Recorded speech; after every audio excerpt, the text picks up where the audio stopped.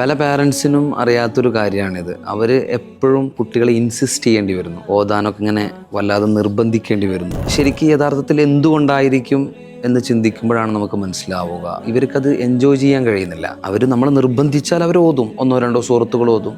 അത് റമദാനൊക്കെ വരുമ്പം കൂടുതൽ ഓതാൻ വേണ്ടി നിർബന്ധിക്കും. എന്തുകൊണ്ടായിരിക്കും അവർക്ക് എൻജോയ് ചെയ്യാൻ കഴിയാത്തത്? ശരിക്കും ഒരാൾ ഇപ്പം സൂറത്തുൽ മുൽക്ക് ഫോർ എക്സാമ്പിൾ ഓതുകയാണ്, തബാറക്കല്ലദീ ബിയദിഹിൽ മുൽക്കു വഹുവ അലാ കുല്ലി ഷൈഇൻ ഖദീർ എന്ന് ഓതുന്ന ഒരാൾ, എന്നാൽ മറ്റൊരാൾ ഇതെങ്ങനെയാണ്, ഇത് ശരിക്കും ഓതേണ്ട രൂപം എങ്ങനെയാണെന്ന് പഠിച്ചൊരാൾ, അയാൾ നല്ലൊരു ഈണവും താളമൊക്കെ കൊടുത്ത് ശരിക്കും പ്രൊനൗൺസിയേഷൻ ലെവലൊക്കെ കറക്റ്റാക്കി ഓതുമ്പോൾ തബാറക്കല്ലദീ ബിയദിഹിൽ മുൽക്കു വഹുവ അലാ കുല്ലി ഷൈഇൻ ഖദീർ, അയാൾ ആ ആയത്ത് ഓതി നിർത്തുമ്പോൾ അടുത്ത ആയത്ത് ഓതാനുള്ള ആവേശം ഉണ്ടാവും. കാരണം ഓൾറെഡി പഠിച്ചു, അത് പ്രയോഗിക്കുകയാണ്.